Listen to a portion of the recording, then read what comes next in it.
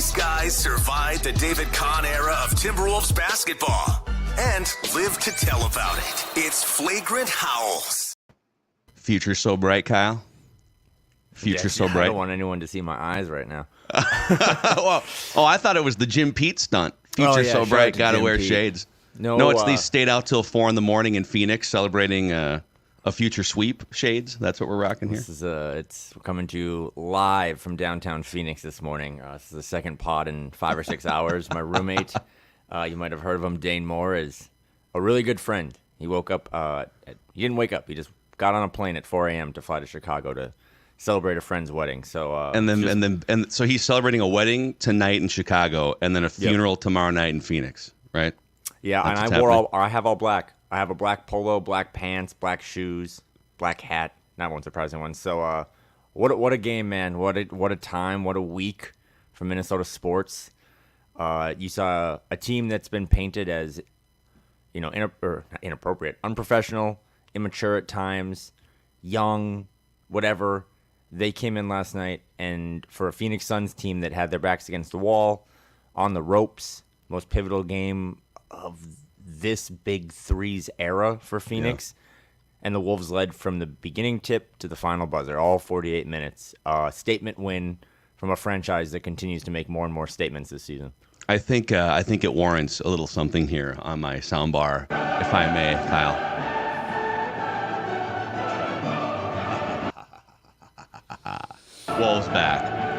Wolves back, my friend. So, where do you want to start, man? This is wonking out on me here. Hopefully the Wolves don't wonk out with a 3-0 series lead. But you were in the arena last night. You were in the post game, so you got the vibe from pre, in-game, and post. I will say, just watching on TV, it felt, even though they tried this weird purple out thing, they kind of tried to match the Target Center vibe, but it was very much like Diet Target Center, a bunch of fake fans, as John Krasinski called them last night, a glass jaw team. But it did feel like the crowd and the team tried to bring a little fight, a little energy early.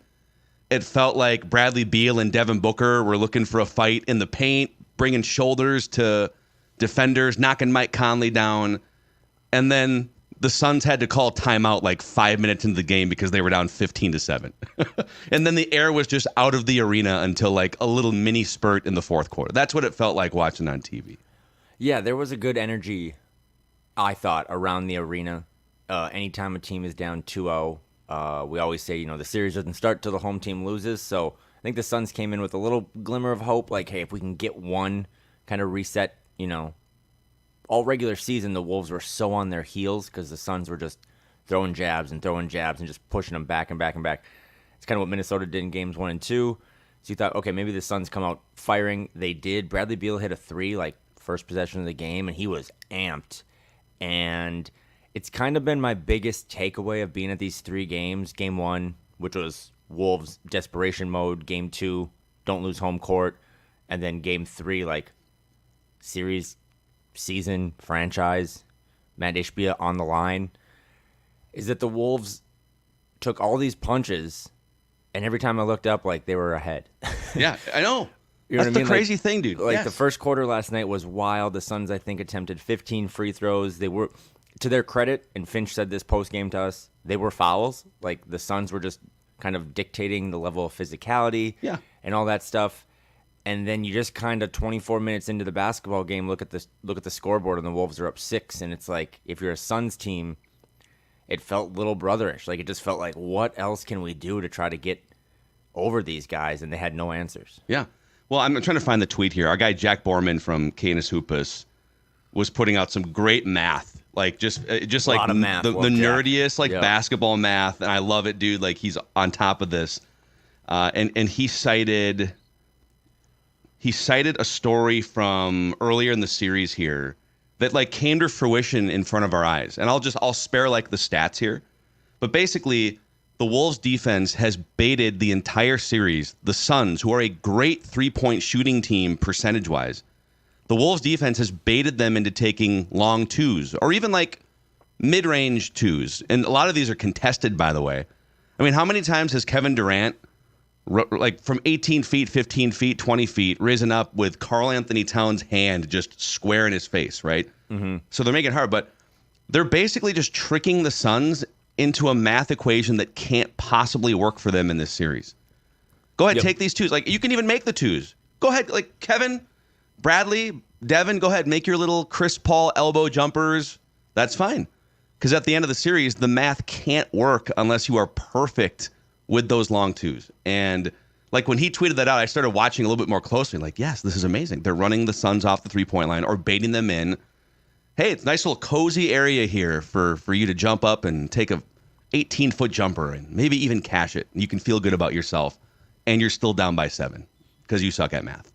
Phenomenal observation from Jack. Jack Borman, legend, does a great job at Canis Hoopus, and all those guys do. But he's right. And then one of my favorite stats to look at after these games, because the Suns are mid-range assassins, and that's where Kevin Durant makes his money, and that's where Devin Booker loves to cook, is Congrats. The Wolves took 11 more shot attempts last night than the Suns. If you're getting out-shot attempted and you're not even taking the most valuable shots on the court, you have to kind of play flawless basketball. And again, to the Suns' credit, they only had 9 turnovers last night, I think, but they were out-rebounded 50-28.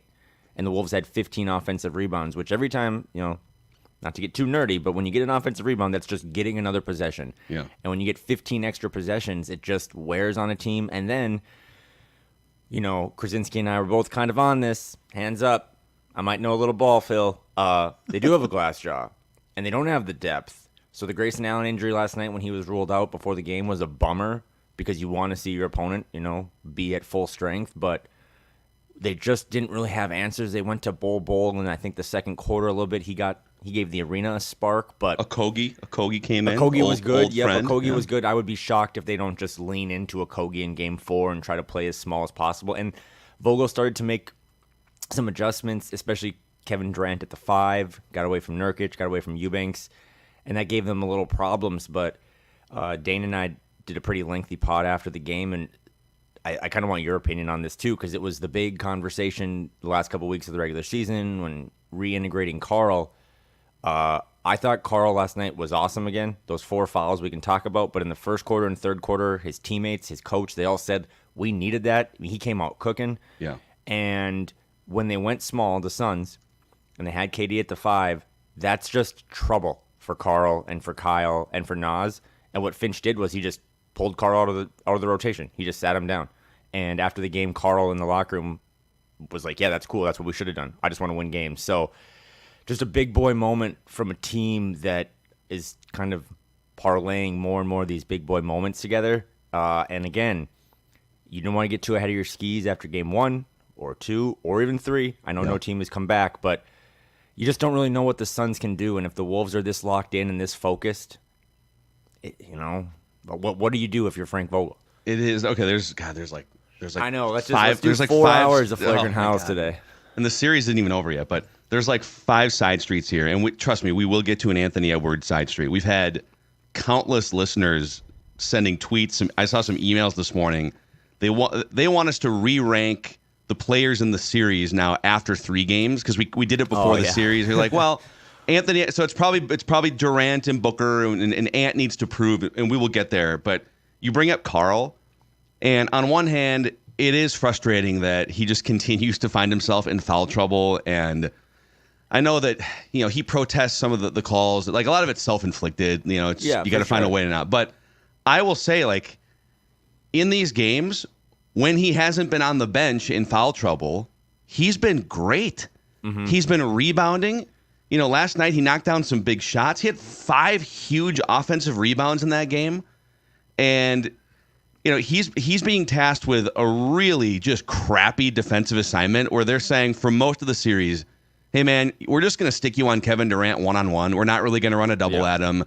We're kind of fine with him. In fact, part of us baiting the Suns into the math problem is just letting you guard Kevin Durant, him thinking he can take you in the mid-range, and him just like shooting 2s. Yep. But Karl's over there just making every shot hard. Here's just a 7-foot hand in your face and a closeout where you got to be careful about your ankles, right?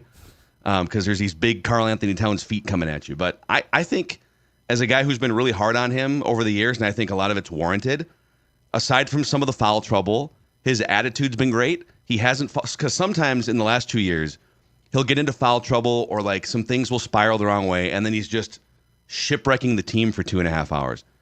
In this case, okay, he goes and sits down for like a half hour, comes back, and he's dialed in, and he's grabbing offensive rebounds. So just like shout out to Cat for integrating in, for making an impact, drawing a really crappy defensive assignment, doing a good job with it, and making sure that Kevin Durant doesn't go God mode in the series.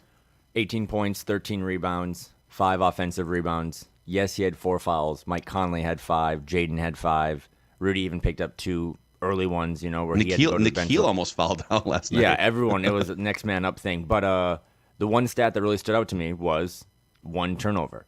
And that kind of sums up this whole Cat integration thing. Do you remember the turnover, by the way? No. It was a classic Cat turnover. He goes, he dribbles in the lane, and like, and it's like he's such a unicorn that he can make this pass. Like he tried to like thread a behind the back pass through 2 defenders to like Rudy or somebody in the paint, and it like didn't work. Yeah, I was. And there was a fast break the right way, the other way. Sandwiched by Britt Robson and Dane Moore, and I don't think Britt loved that one either. But we all agreed, though. Again, that play aside, that he just, if nothing else, you got to kind of take my word on it, right? I'm down here. I was in the locker room pre and post. There was no pouting. That was the cool thing. Again, the concern was, okay, they got to reintegrate Karl back into this rotation. The rotations, it's figured it out. Nas is plugged into the 4, all this good stuff. What happens if it goes south a little bit? Will Finch have, and we need to talk about Chris Finch at some point, will Finch have the stones to just sit a guy if it's better for the team? And he did it last night, and the guy he sat was down with it, and that's why they were able to close that thing out. And 2, you make a really good point about Dane keeps saying this isn't a Karl series.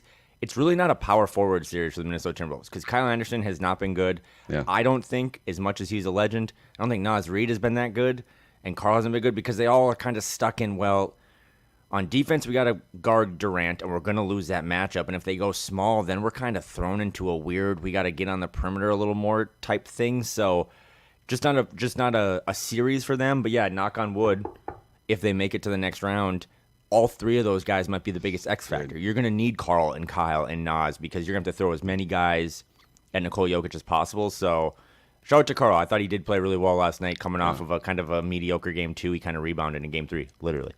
Before we get to the Anthony Edwards conversation, so I had ranked before the regular season was over, before they played the last game against the Suns, I had ranked the 9 Western Conference playoff and play-in teams, not the Timberwolves, they're the 10th team, in order of like 1 being the hardest and the team that you'd rather avoid, all the way down to like the Kings. Bring on the Kings.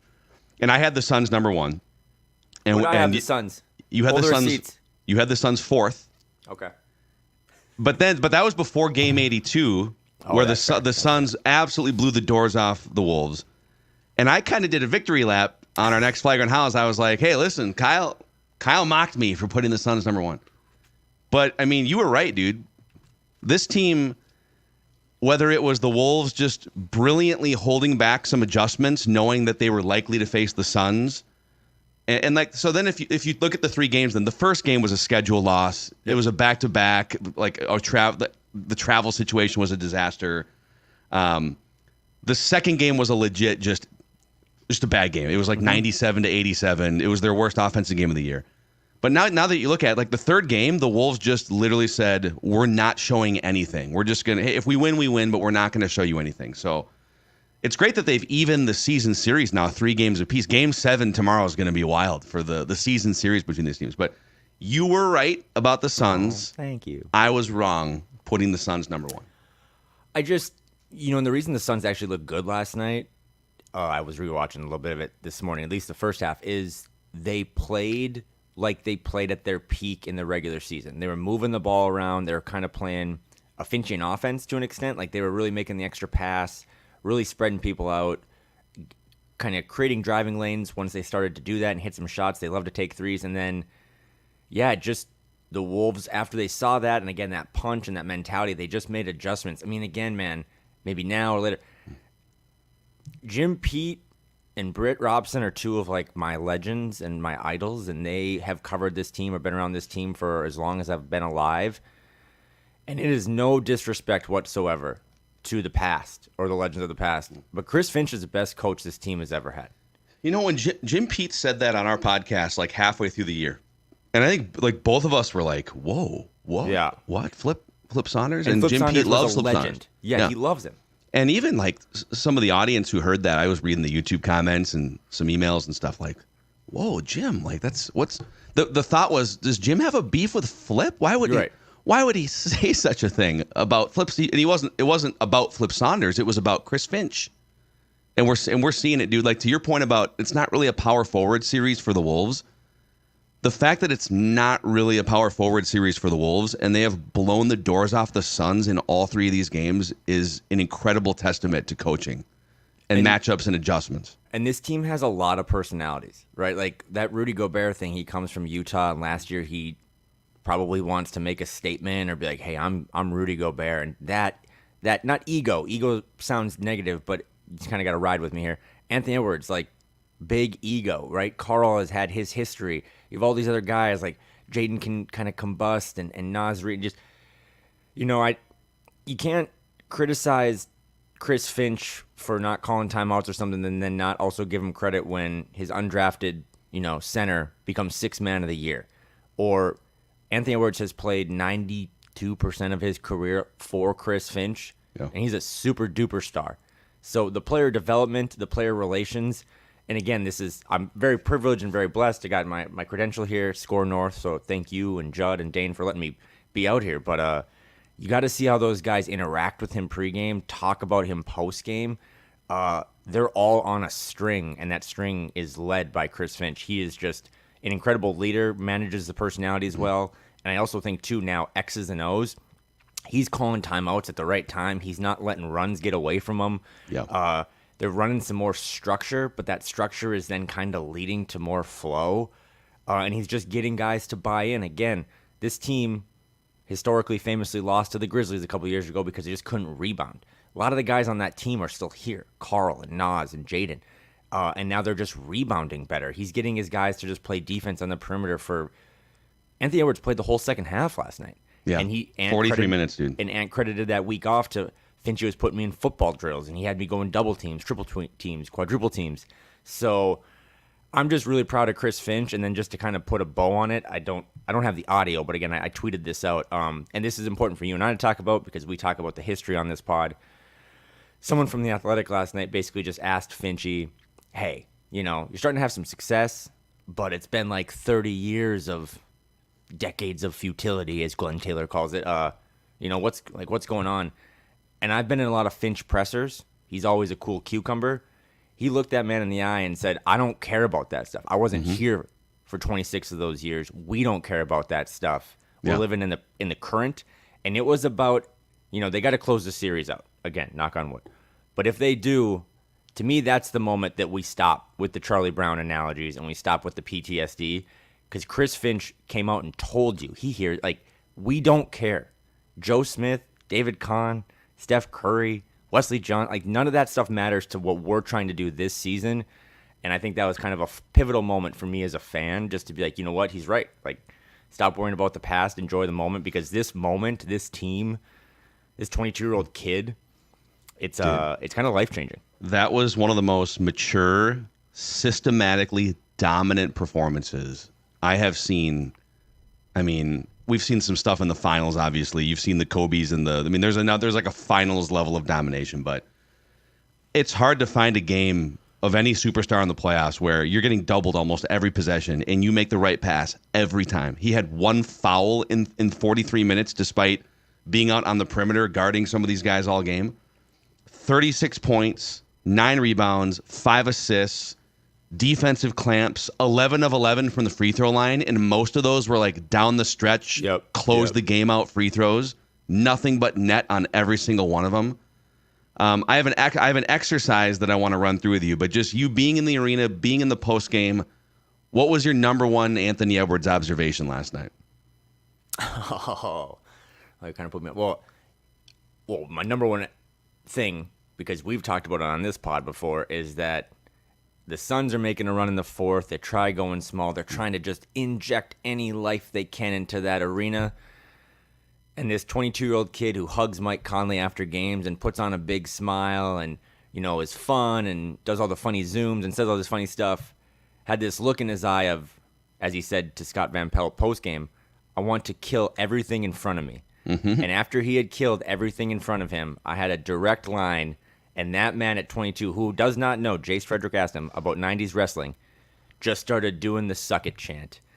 And just all alone in his own half of the court, after throwing an awesome outlet pass to Rudy Gobert. Well, Triple H would be proud. It was incredible, and it's what I love about Anthony Edwards. I was always concerned when he came in, Phil, at 19, that he was going to get like PR'd to death, and that he would lose some of his personality. Not like Wolves PR, but just in general of like, hey, don't say sound clicky things. He has this youthfulness and this jovialness as a 22-year-old that makes him such a guy that can create a culture. They love him in that locker room. They would take a bullet for him. But then also, too, he doesn't smile when there's moments to not smile. He just goes at his idol. He goes at the guy that, everyone thinks is going to start for Team USA at shooting guard in Devin Booker. He goes at Bradley Beal. I mean, him and Bradley Beal, man, are going at it every single possession. He's picking his guys up. He's asking to do post-game stuff with Rudy Gobert.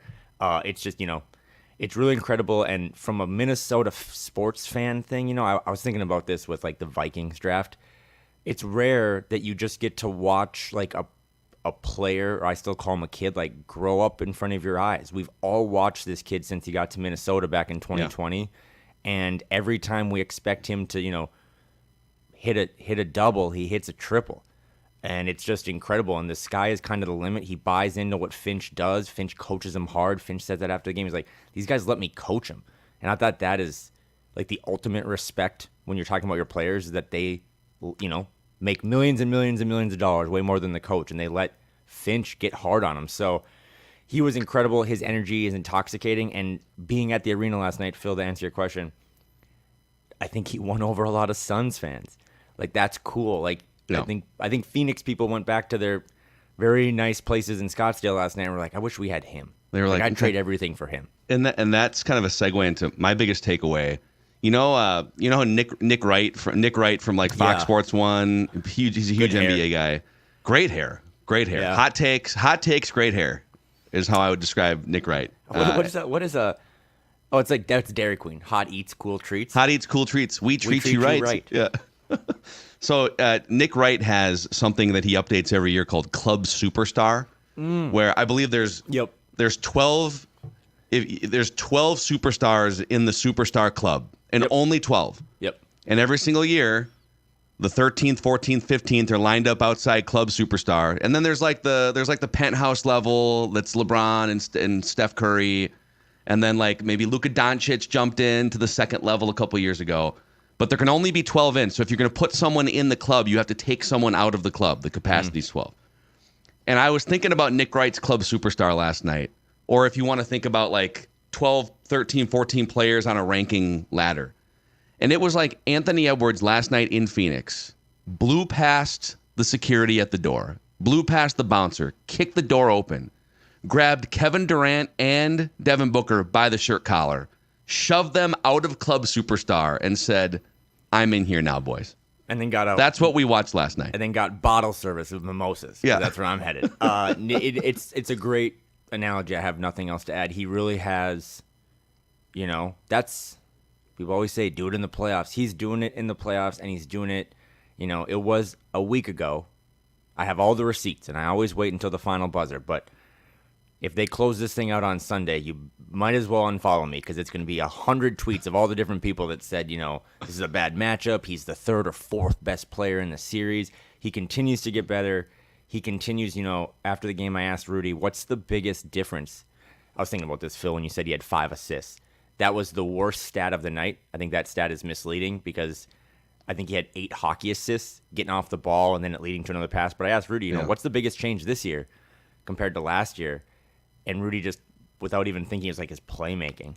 And that's how you get, playmaking is the password at Club Superstar to get from the bottom floor to the top floor. It's, can you make everyone else around you better? And that was the question we had all year, was how much can Ant develop and grow and mature on the fly to only be 22. You know, Shea wasn't doing this at 22. And he's done it in spades, and he's done it against some of his biggest idols and some of the guys that had comfy chairs in club superstars. So what's his ceiling? I don't know. I mean, his ceiling is best player in the league now if he continues to grow and mature and watch more film and trust his teammates. But he is the catalyst of what is becoming the most special season for me as a fan because of my age, and I wasn't old enough to do podcasts as a 10-year-old. So it's incredible stuff, and he was awesome last night. And then to pivot from a killer mentality where he's staring down Bradley Beal to pretending he's Triple H at half court, he is the total package. So here's the exercise real quick, because people want us to do rank the players in the series. I mean, I think it'd be more fun just to rank. Nikhil 2, Nikhil 3. Exactly. I think it'd be more fun to rank the current players in the NBA by this metric. Oh, wow. Okay. How many players? I'm just going to start throwing players out.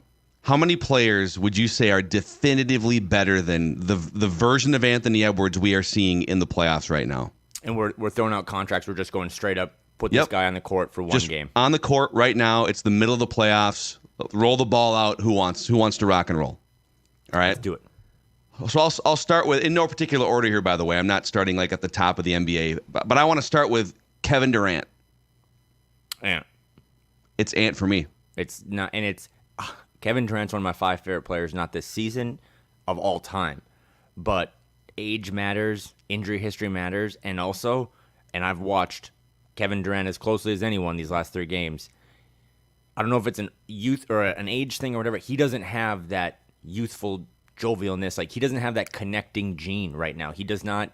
He never lift has. up his teammates. He's never had it. He's always been this incredible mercenary. Like him and Ant both had 5 assists last night. I thought Ant should have had 13. I thought KD had 1. Mm-hmm. Like, you know, I think KD played 42 minutes in game 2 and only had 2 assists. He's still a killer. Mm-hmm. If he gets ISO'd on someone, he can go right, left, right, and pull up and get a shot whenever he wants. But he is not making everyone else around him better and lifting up. You know, you can't say Nickeil Alexander-Walker has a 10 out of 10 confidence and not think how much of that is Ant building him up. Same with Carl, same with Nas, same with Rudy. So, KD, Ant. Devin Booker. Ant. Hey, man. Booker's got some weird energy. Booker has a little, like, there's like I don't know if, I wouldn't say it's loser energy, but there's like a tantrum sort of, a bad, weird vibe that he puts out when things aren't going right. I feel like when things aren't going right, Anthony Edwards still has a winning vibe about him, and I'm having a hard time even like putting that into context, but you either sense it or you don't, and I just feel like Anthony Edwards has a different vibe about him than Devin Booker, and you're seeing it in this series. We're a year removed from the Suns, right, getting eliminated by the Mavs when they were down 40 at home. That just kind of goes back to the glass jaw, you know, how thick is your soul thing. So I've been a Booker guy. Just, I don't know, I thought he was a cool player. But it's been a really bad series for like his Q score. He even last night when he got into it again with Jaden and then kind of was in like downward dog with his left leg and almost trips Carl, which could have been pretty nasty. It's just, there's a lot of little cheap shots. I mean, I don't know if it's just because Grayson Allen's out and he thought he had to take the throne, but it's weird. He's clearly frustrated, and I get it, because anytime Jaden's on him and he gets a screen and he gets switched, now Nikhil's there, or now Ant's there, there's no easy matchup for him. But, I mean, you look at, again, in a night that it was a pivotal game, he took 15 shots. He should have taken 30. Like, this is your city, they say. This is your team, and yeah, that one's not even close to me. Yeah, I'm with you. Bill Simmons said it. We love Bill Simmons every now and then. Ant snatched the chain for Team USA, like not just from Devin Booker. The starting 2 guard. Yeah. But also, here's a little fun thing. Look at who else is on that team. That's like the star-studded team. It's the Steph Curry, LeBron James, Kevin Durant, Devin Booker. All those guys might combine for one playoff win. Kawhi Leonard. But they're all going to be the faces of this thing, right? They're all going to be like, these are the legends. This is the dream team part 3 or whatever. Write this down. Anthony Edwards is probably going to be the best player on that team. And Anthony Edwards, by the time we get to that, and this sounds hot take-ish, but again, we thought it was hot take-ish when we said he was going to be the best player on the last Team USA thing, and he told Steve Kerr very quickly, we don't have a Kobe. I don't need to be Dwayne Wade. I need to be Kobe on Yeah. this team, and he was. So Yeah, he like demanded to be in this, not in a disrespectful way, but just how he and then he carries led the himself. team in Yeah. scoring. Yeah. Okay, I think we can for sure say Jokic. Right, you want to fight me Jokic, on yeah. like No, definitively Jokic is- better than Ant on the pecking order. Jokic. Giannis is hurt. Giannis, I'm gonna put Giannis. Yeah. At full strength, yeah. Yeah, okay. Giannis. Luka. Tough not to put Luka up there. Ant's ability to defend when he needs to. I think Luka's gotten a little better this series, but Playmaking though. yeah, just playmaking everything. again. There's nothing wrong with saying I like, mimosas and coffee. I just think coffee is a little more important today, and I think that's the same for Luka. I think Luka gives just by a head nod. Okay, Shea Gilgeous-Alexander. 30 points a game. 5.5 rebounds, 6 assists. We see it. He's efficient. He's very efficient. He's like a 55% field goal guy. But it's, dude, I don't know. The defense from Ant. I'm gonna. And by the way, Shea is super underrated. Like we underrate him. Ant's a on better this pod. shooter. Ant's a better shooter. Yeah, like we kind of did Denver last year. Yeah. And Shea's really good defensively, by the way. Like he stays in front of his guy. I know steals aren't a be all end all, but he gets a lot of steals. I'm just gonna go with Ant. I just think Shea is a really special, unique player, but with draft season upon us in the NFL, Ant is really built like a running back. Like he really is, and I think that physicality in a playoff series. This isn't the regular season anymore. You don't just get to stroll into OKC or whatever, have them stroll into your place.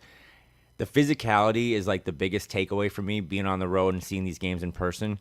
It really does wear on you. Like if things are going bad and you're getting beaten up, your soul does start to leave your body a little bit like a cartoon. So I want the guy that is built like your classic prototypical running back in Ant. So give me Ant over Shea. Okay, I'm going to give you I'm very 50-50 on that. So your opinion tilts it. Again, Okay. This is who is definitively better than Anthony Edwards right now, playoff Anthony Edwards. I'll give you a bin of names. Tell me if any of them are definitively better. Jason Tatum, Jalen Brunson, Joel Embiid, Steph Curry, LeBron James, Anthony Davis. Oh, God. So many people listening to this are going to aggregate this, and then 2 weeks later when they're wrong and I'm right again, I'm going to... 40. Jason Tatum's got such a good NBA body, like at 6'9" and long, and I think his defense is super underrated. He rebounds well. I might give him the slight nod. Jason Tatum is really good. Like He hasn't won the championship yet, but he's been through some battles. And he's finals. been there. Again, that's if you're Ant. The Luka thing is a little harder to pinpoint because I think Luka's more in that Jokic sphere, not because they're international players or anything, just the way that they can dominate a whole game. But if you're Ant, I think this series, again, you got to close it out. But you've kind of crossed off. What movie is that? Billy Madison, when he's got that list of guys, he starts crossing them off. He's crossed off Devin Booker. He's crossed off Kevin Durant. I think Jason Tatum is the next name on that list. Everyone else you listed in that bin, I mean, you're not in a one-game playoff. You're not going to take Joel Embiid, as good as he is, over Anthony Edwards, because for some of the stuff we ripped Carl about, you got to start to be concerned a little bit about some stray voltage from Joel Embiid. I mean, he has really flirted with getting kicked out of games and done some really nasty stuff. There's also there's a little bit of, again, I hate to say loser energy, but there's just a little bit of take your ball and go home. Things aren't going my way, so I'm going to show you how much pain I'm in. He loves to over-exaggerate. It's like, dude, there are a lot of guys are feeling pain right now. We get it. Like, he loves to sort of over-exaggerate how hard this is. Well, we're down by 8 now. I'm going to walk up the court so you know how tired I am. Like, that type of energy, I don't think that's it. And, if you go track this, we used to track Neverminds on this pod. I think Ant's A's are down. He gets fouled a lot. Like last time he drove on the right side, threw that thing off the glass, fell down a little bit. He does get fouled a lot, and he does kind of look up and do the hand thing. Yeah. But one of the big points of emphasis last night, pre or post game, talking to Mike Conley, talking to Finch, talking to Rudy, was that they're all on him to just he even brought up like Deshaun Nix and Monty Morris. Like they're all on him to just stop doing that. Like we don't have time for that. And he did it a couple times last night, way less than he did in the regular season. But when he was stopped to complain, the Suns would get out in transition and score. So I think that's the next learning curve when you talk about Joel Embiid. He's just trying to get rid of some of that stuff. He's like, you know what, just play, put my head down. Finch will have my back. These other guys will have my back. So give me Ant over, like I said, all those guys, but maybe Tatum. So we're kind of in lockstep, and maybe I missed a few names here, like Kyrie. Like there's some names we could throw out there, but that we're like the version of Ant that we're seeing in the playoffs. To sum this exercise up, is a fringe top 5 player in the NBA, and he can maybe solidify it, clinch Suns. Dude, and if once they clinch, we can do the whole like Nuggets preview thing. But dude, this is headed for an epic round 2 clash between these two teams. And we can save that conversation, but oh my God, inject it straight into my veins. And you know what's funny is being at the game last night, obviously, and watching him do all this stuff, you knew in the moment, like Ant's playing pretty well. But I don't know, I wasn't like, this is going to sound so champagne problems. I didn't really come away in the moment when the buzzer rang as like, Ant was awesome. I was like, oh, he played, pretty well. And then like you get the box score handed to you, and it's like he had 36, 9 rebounds, 5 assists, 2 steals. And like one of the big things we wanted from him all year, to get to that Tatum, to get to that next level, you talked about Luka and Kyrie and all these guys. Those guys just get easy points by getting to the line. 11 for 11 from the free throw line. And to me, Phil, the biggest sign of growth, and I said this to Dane, when things got sticky this regular season, especially in the first 50 or 60 games when it got really sticky and they had blown a big lead that they had, Finch would, after made baskets for the opponent, make sure they inbounded it to Mike Conley because he was the adult. Yeah. Every possession last night, from my memory, every possession in the fourth quarter when it got a little hairy and the Suns would hit a 3 to try to come back, Mike Conley would inbound the ball to Ant. And they would all get out of the way, and Ant would have to go one-on-one against the Kobe. 1-on-2, 1-on-3, 1-on-4, and find the right matchup. And he did it every single time. And it's just... You can see his eyes are lighting up because he loves the challenge of, ooh, what's the right decision to make here? Mm-hmm. And you can even see like when these plays sort of start taking shape and he dribbles baseline, defender comes in to prevent something at the rim, and his eyes lighting up for a wide open pass to Nikhil in the corner or Jaden in the corner, right? It's like he knows as soon as the ball leaves his hand, I solved the riddle on this possession. Whether it goes in or not, I might get the assist, I might not. But I think he's taking pride in solving these puzzles every time down the floor. That was one of my 2 favorite plays. You actually literally just mentioned one play where he drove kind of down the middle on the left side. Rudy's by the rim, so there's a lot of commotion. And Ant goes underneath the rim. And I know, everyone listening to this knows because you've watched all the games, rookie year, sophomore year, junior year Ant would have tried to contort his body to spin that thing off the glass coming underneath. Fall to the ground, fast break the other way. And instead, he got underneath the rim, saw Nikhil in the corner, knew Nikhil was kind of cooking, threw it to him. Nikhil's wide open, hits a 3. And I think Grady said it's raining in the desert, which shout out to that. That's just beautiful. So he gets it. And there's a lot of talk in 2020, the draft, about does he love basketball and stuff. The best thing for me is watching him. He is wired so differently. Again, I said he can have a big smile on his face and then do an interview and say, I want to kill everything in front of me. He loves basketball. I think we've buried that narrative. But he really seems to love learning and like getting better. Like he talked about last night that he just loves watching film. And I know he didn't watch film as a rookie because he was 19 years old. He didn't really know why would I watch more basketball? So he's figuring it out. And if he's going to continue to figure out more and more and unlock new levels of this video game, then he's no different than Luka. He's no different than Jokic. And those guys are at the top, right? They're on the penthouse level of club superstars. So he's ascending on that level. Oh man. Okay, I know we said we're gonna do 30. We're at 40. I got here, all day, man. I have one more question for you here. Very important question from last night's game. Did Rudy travel? I mean, he moonwalked from Scottsdale to Peoria for sure, but someone put it like a Zapruder film out of why he didn't travel. Oh, for real? I need to see that. If you look at it, I can't remember who put it out. If you look at it, he took like 2 giant steps. It was like one dribble and like a couple giant steps, but as he picked up his dribble, his foot was hitting the floor, and then he took the 2 giant steps afterward, even though it looked clunky.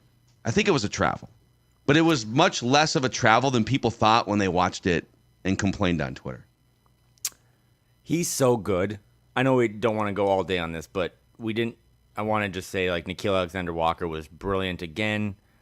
He's a plus 65 in these 3 games.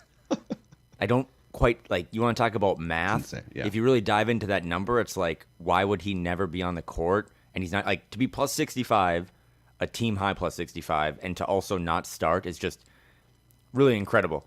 Yeah. But Rudy, too, he had so many contests last night, Phil, that when Devin Booker or Bradley Beal did break through that first wall of coverage, and they're probably thinking like, oh, sigh of relief, here we go.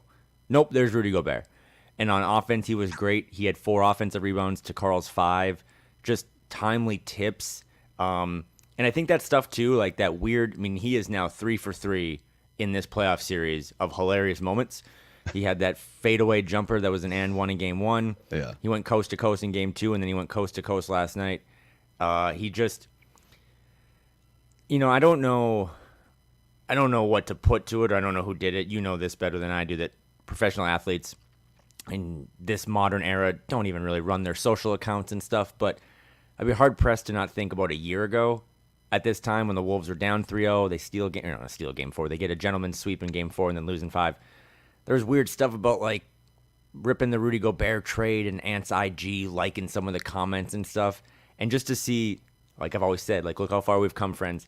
To see those two sitting together last night, wanting to do their post-game media together. Yeah. To see Ant throw that outlet pass to Rudy, and then post-game be like, I was trying to get Rudy to do the chant too, and then Rudy's like, well, I was concussed because he got whacked by Josh Bogie.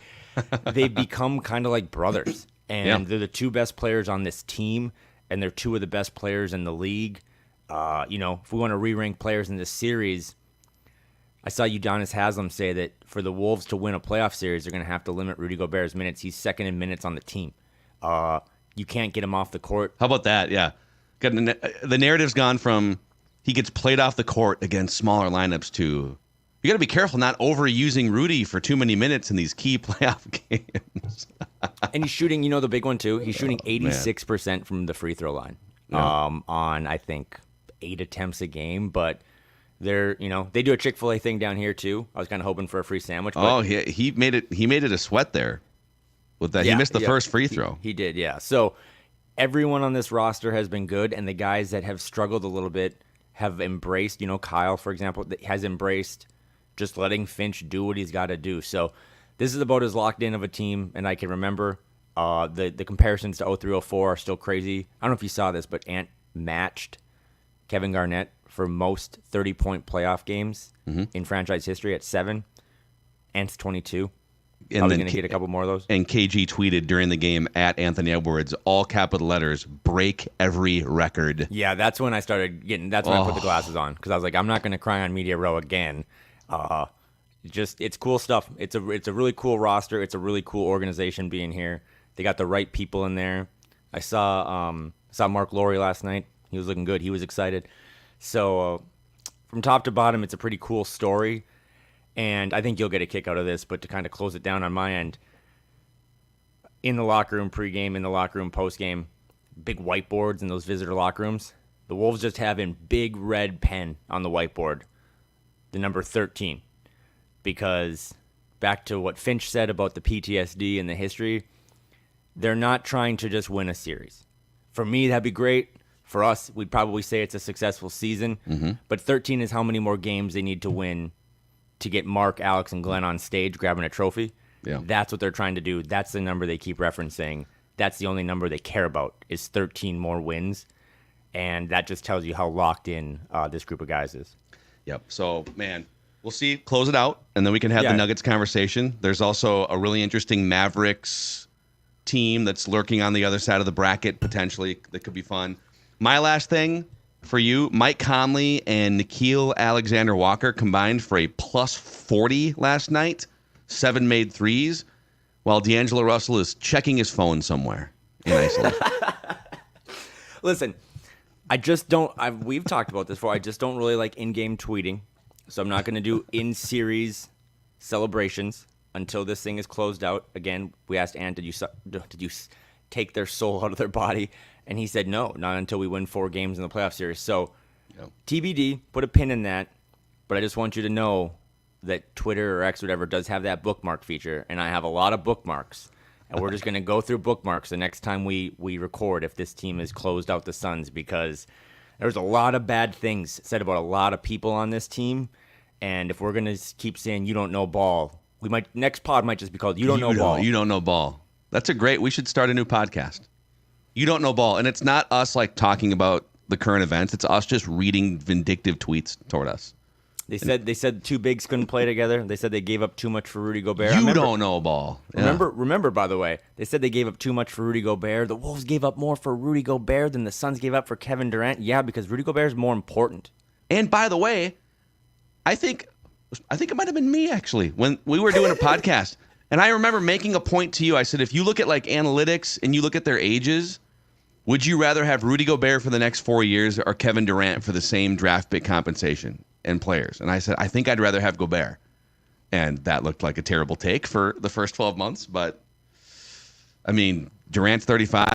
Rudy Gobert's playing some of the best basketball of his life. Yep. Not being played off the court. So, yeah, dude. Well, another analytic stat. It's a shorter flight from Phoenix, Arizona to Cabo than it is from Phoenix, Arizona to Minneapolis.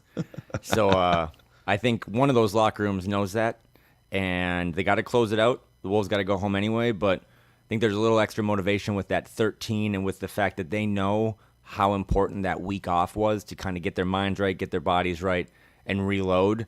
And again, this isn't about beating the Suns. No one on this team is worried about beating the Suns in terms of that being their crowning achievement. They're trying to win a title.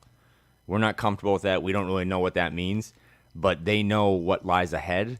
And I think they know that in order to do what they want to do, it's not just closing out and getting Phoenix. It's resting. It's getting ready, strategizing, because to be the best, you got to beat the best, and the best is still out there for them. So Sunday night, get ready. Game 4. I'll be dressed in all black. Let's go. I'll be wearing a D-Generation X late 90s Suck It shirt from my couch.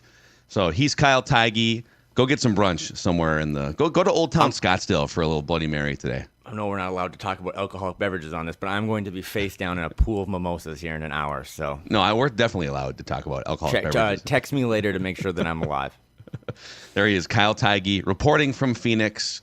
Phil Mackey here from the Flagrant Howls official studios, and this is a Timberwolves lifestyle podcast.